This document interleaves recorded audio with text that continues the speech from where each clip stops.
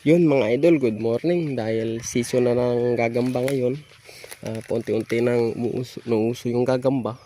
Ayan, habang dito ako sa bundok, nahanap ako ng kabuti. Meron ako nakita ng sapot na gagamba, bahayan ng gagamba.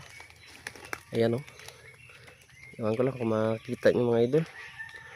Ang kanyang bahay. Ayan. Meron siyang sapot. Dito lang sa saging. Ayan o, ang kapal.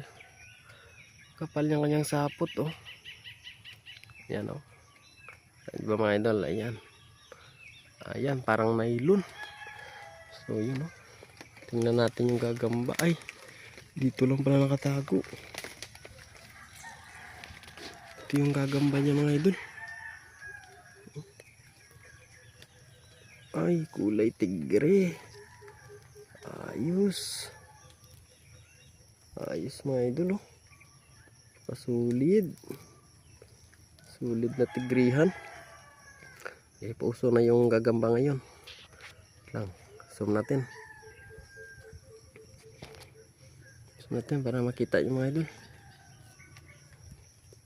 Ayan. Ganda ng pagkatigre. Kulay brown. Oh.